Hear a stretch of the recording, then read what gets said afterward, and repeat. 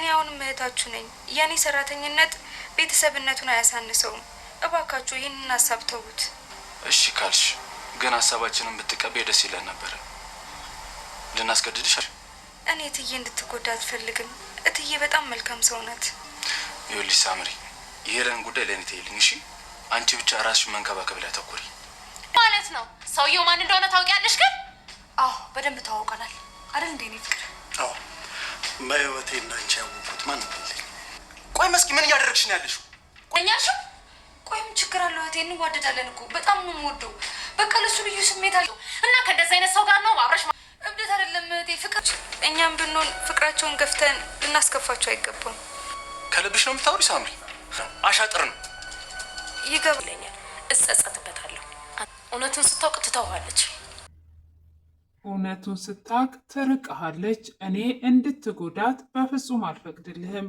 ከእሷ ጋር እንዳትሆን ሁሉንም ማድረግ ያለብኝን አደርጋለሁ እያለች ትገኛለች። ሰላም ሰላም፣ ጤና ይስጥልኝ ውድ ቤተሰቦቼ እንዴት ናችሁልኝ? ሁሉ ሰላም፣ ሁሉ መልካም፣ ጌታ ይመስገን። እኔ ጋር ሁሉ ሰላም፣ ሁሉ መልካም ነው። ቀጣዩን ክፍል ይዤላችሁ ቀርብ ያለው እስከ መጨረሻ ድረስ እንድትከታተሉኝ ስል በአክብሮት ጋበዝኳችሁ። ስለምትከታተሉም አመሰግናለሁ። ያለፈውን ክፍል ትንሽ ላስታውሳችሁ። ሳምሪ እንግዲህ እንደተጎዳች ያው ሁላችንም እናውቃለን። እሱንም ስታሳክማት መስኪ አሁን ይሄንን ነገር ሳደርግልሽ አንድ ነገር እንድታደርግልኝ እፈልጋለሁ ብላት ነበር። እሱንም ቤት ከመጣች በኋላ ከካሌብ ጋር ፍቅረኛሞች ሆነን እዚህ ቤት እንድንገባ አሳምኝልኝ ብላት ነበረ። ሆኖም እንግዲህ ሳምሪ ጌታ ሆይ በእናትዬ ላይ መጥፎ ነገር እንዳላደርግ እርዳኝ እያለች መስኪም እንደወጣች ነበረ ክፍሉ እየተጠናቀቀው።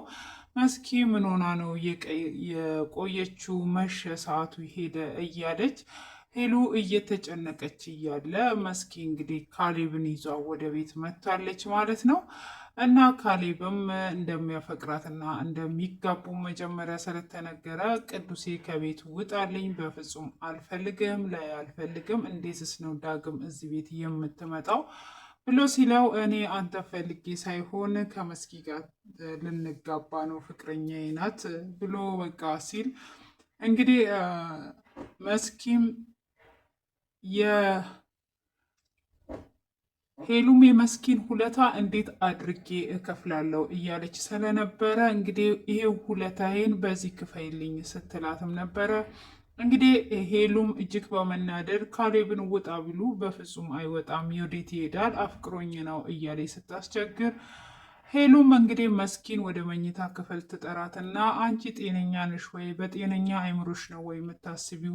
ካሌብን እየታቂዋለች ስትል አረ ተቀይሯል፣ አፈቅረዋለሁ፣ አንቺ ለእኔ እንደምታስቢልኝ አውቃለሁ፣ ግን ካሌብ እንደምትዩ ሰው ወይም ደግሞ እንደምታስቢው አይደለም፣ አሁን ላይ ተቀይሯል ብላ እንግዲህ ሄሉን ለማሳመን ትላለች። ሄሉም አንቺ ጤነኛ አይደለሽም ወይ? በፍጹም ከሱ ጋር መሆን የለብሽም፣ እሱ ትክክለኛ ሰው አይደለም፣ እሱ በፍጹም ሰውን አያፈቅርም፣ ሊጎዳሽ ነው ወደ አንቺ የተጠጋው ብትላትም መስኪ እንግዲህ አላማዋ ሌላ ነገር ስለነበረ በፍጹም ውለታይም በምን ልክፈል፣ በምን ላድርግልሽ እያልሽ ነበረ። አሁን ይኸው በዚህ ክፈኝ፣ በዚህ እንድትከፍኝ ነው የምፈልገው፣ እኔና ካሌብ እዚህ ቤት እንድንኖር እርጅን ትላታለች። እንግዲህ ሄሉም በፍጹም ይሄ ነገር አይሆንም ስትላት እናያለን ማለት ነው። ሳምሪም ደግሞ በቃ እንተዋቸው፣ ምናልባት ፍቅር ከሆነ ፍቅር ብዙ ነገርን ይቀይራል እና እውነተኛ ፍቅር ካላቸው በቃ እንተዋቸው እያለችም ነበረ። እንግዲህ ቅዱሴም በጤነኛ አይምሮሽ ነው ወይ ሳምሪ ይሄንን እያልሽ ያለሽው ሲላት አይ ፍቅር ከሆነ በእነሱ መሀል አንግባ፣ እነሱም የራሳቸውን ህይወት ይኑሩ እያለች ነበረ። ሆኖም ቅዱሴ እንግዲህ እጅግ እየተናደደ ነው። በፍጹም እዚህ ቤት መኖር የለብም፣ አንተ ሌላ አላማ ኑሮክ እንጂ የመጣው መስኪን አፍቅር አይደለም፣ ደግሞ መስኪንም እንድትጎዳት እያየውኝ ዝም አልልም፣ ስለዚህ ከመስኪን ራቅ፣ ከዚህ ቤትም ውጣ እያለው ነበረ። እሱ በፍጹም ከዚህ ቤትም አልወጣም፣ መስኪንም ልጎዳት ሳይሆን አፍቅሪያት ነው እያለ እንግዲህ እያሾፈበት ይገኛል። እሱ የመጣው ሄሉን ፍለጋ ነው፣ ሄሉን የራሱን ሊያደርግ፣ መስኪም ደግሞ ቅዱሴን የራሷ ልታደርግ ነው። ይሄ መላ ለማንም አልገባቸውም ማለት ነው። ሆኖም እንግዲህ በዚህ በማታ ወዴት ይሄዳሉ? ሌላ መሄጃ የላቸውም። ስለዚህ ነገ ጠዋት አብረን አውርተን እንሸኛቸዋለን ይላታል። ሄሉ ትለዋለች ማለት ነው። ሄሉን እንዴት ትፈቅጂላቸዋለሽ? ምን ሆነሽ ነው? አንቺ ጤነኛ ነሽ ወይ? እንዴትስ ነው ይሄን ነገር እንዲያደርጉ የምትፈቅጁ?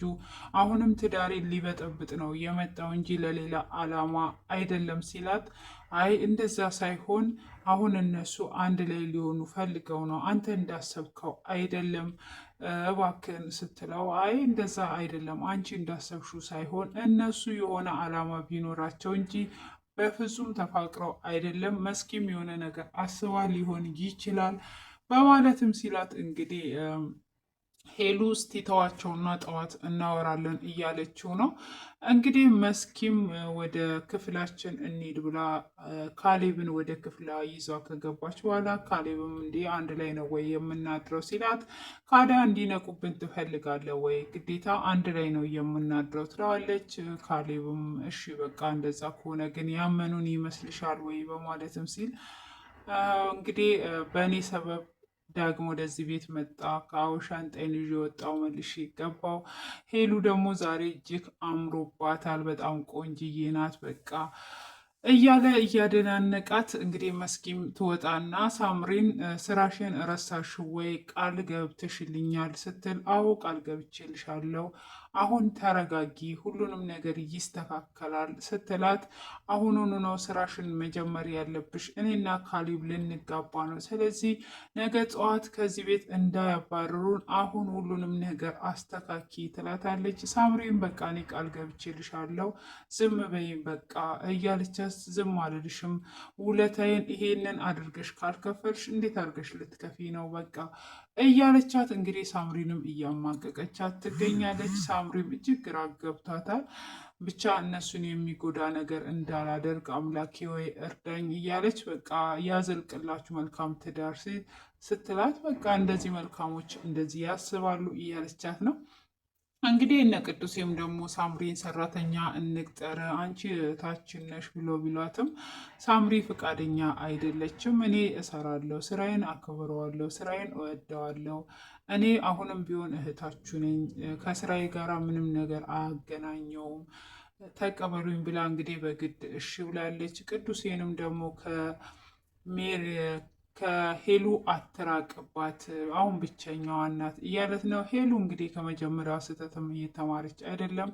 አሁን ላይም ግራ በመጋባት ውስጥ ነው የምትገኘው ማለት ነው። እንግዲህ ነግቶም እንግዲህ ካሌብ ከክፍሉ ወጥቶ ወደ ሳሎን መጥቶ ነበረ። እሱም ጠዋት ላይ ሳምሪ ቅዱሴን ቀድማ ልታዋራው አስባ ነበረ። እያዋራችው እያለ ካሌብም መጥቶ እያላገጠበት ነበረ። ቅዱሴም ሊደበድበው ሲል ሳምሪ እንዳይደባደቡ ብላ አውቃ ቁስሏን ይዟ ቅዱሴ ወደ ክፍል ይዟት እንዲገባ ታደርጋለች። እንደምንም ብላ ቅዱሴንም አሳምነዋለች። እንግዲህ ለተወሰነ ጊዜ እንዲቀመጡ ተስማምተውም ካሉ በኋላ እንግዲህ እነሱ ፊት እንደ ፍቅረኛሞች በቃ የሚያደርጋቸውን እስኪያሳጣቸው ድረስ እየሆኑ ነው ካሌብና መስኪ ማለት ነው። እንግዲህ ፍቅርዬ እንዴት ልሆንልሽ? ካላንቺ እዚች ዓለም ላይ ከአንቺ ውጭ የምወደው የለም፣ ካላንቺ የተፈጠረችልኝ የለም፣ እስካሁን አንቺን ሳላቅሽ ስለቀረው እያለ እንግዲህ እዛ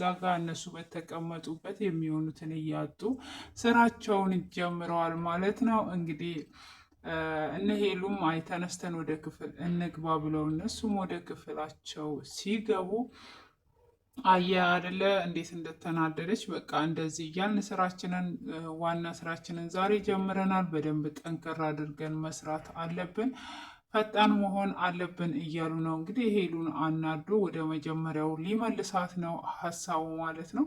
እንግዲህ እነ ቅዱሴም ወደ ክፍላቸው ገብተው ሳለ እነሱም ሀሳባቸውን አውርተው በቃ አሁን እቅዳችንን መኝታ ክፍላችን ሆነን እናውጣ እያሉ ክፍሉ በዚህ ተጠናቋል ማለት ነው። ውድ የተከበራችሁና የተወደዳችሁ የሴና ቤተሰቦች እንግዲህ አስተያየታችሁን ደግሞ ኮሜንት ላይ አስቀምጡ። ሳምሪ ዛሬ ላይ ያደረገችው ነገር ትክክል ነው ወይስ ትክክል አይደለም? እንግዲህ ሳምሪ መስኪ በሕይወት ስላተረፈቻት ካሌብን ወደዚህ ቤት እንዲመጣ አሳምኝልኝ ብላለች። እሷ ካሌብ የሚቀየር መስሏታል። ካሌብ ሆኖም የተቀየረ ነገር የለም። እሷ ግን ያው የራሱን ትዳር ከያዘ ያንተን ትዳር ከዚህም በኋላ ዞር ብሎ አያይም። ስለዚህ እንደውም ትዳር መያዙ አሪፍ ነው እያለች ቅዱሴንም በዛ አይነት ሁኔታ ነበር ያሳመነችው እና ያው እንደምናውቀው ሳምሪ እጅግ ጀግና ጎበዝ፣ እንግዲህ የሰው ቤት የሚሰሩትን እህቶች የምትገልጽ ናት። በጣም ነው መወዳት። እንደዚህ መልካምን የሚሰሩ ክፉም የሚሰሩ ሳለ መልካም የሚሰሩት ብዙ ጊዜ ስለማይወጡና ስለማይገለጡ ብዙ እንደ እህት ከእህት በላይ ከራሳችሁ ዘመድ በላይ የሚሆኑ ለእናንተ የሚያስቡ የቤት ሰራተኞች እንደኛ አይነቶች አሉና ይህንን ነገር እንደዚህ ይፋ ማውጣታቸው ጥሩ ነው። ቪዲዮቸውን በደንብ ቢታይ ምርጥ ነው። ለምን ብዙ መልካም እህቶች ስላሉ ማለት ነው። እና ብዙም ደግሞ አሰሪዎችም መልካሞች አሉ እና ተመልካም ስትሆንላቸው እንደ ቤተሰብ እንደ እህት ያቀርቧቸዋል። አንዳንዶች ደግሞ እንደ ቤተሰብ ሲያቀርቧችሁ ሰራተኞች ደግሞ ሰውን የሚጎዱም አሉ። ሁለት ጎን አለው እና መልካሞችም እንዲወጥተው ትክክለኛ ማንነትን ሲያሳዩ እንደዚህ እንደ ቤተሰብ መኖር እንደሚቻል ሲያሳዩ ደስ ይላል በነገራችን ላይ ማለት ነው። ስለዚህ እንግዲህ አሁን ላይ ሳምሪ የነ ቅዱሴን አንድ ላይ መኖር የነ ቅዱሴን መደሰት ነው የምትፈልገው እና እንግዲህ አሁን መስኪ ደግሞ የራሷ ስጋ ናት። የምትፈልገው ምንድን ነው? የሄሉ ትዳር መበተን፣ የሄሉ በረንዳ መውጣት፣ ንብረቷን መውሰድ፣ እንደዚህ ወዘተ ነገር ነው የምትፈልገውና ስለዚህ ድራማ እስቲ መጨረሻው ምን ይሆናል? እውነት ሄሉንና ቅዱሴን አለያይተው እነሱ እንደፈለጉት ይሆንላቸዋል ወይስ ሳምሪ እንደፈለገችው ሊሆን ይችላል? ወይስ እንግዲህ ብዙ ነገር ያስገምታል እና ግምታችሁን አስቀምጡልኝ እላችኋለሁ። ውድ የምወዳችሁ ቤተሰቦቼ ደግሞ ከልብ አመሰግናለሁ። ሁሌም እያበረታታችሁኝ ነው። ወዳችኋለሁ። መልካም ምሽት።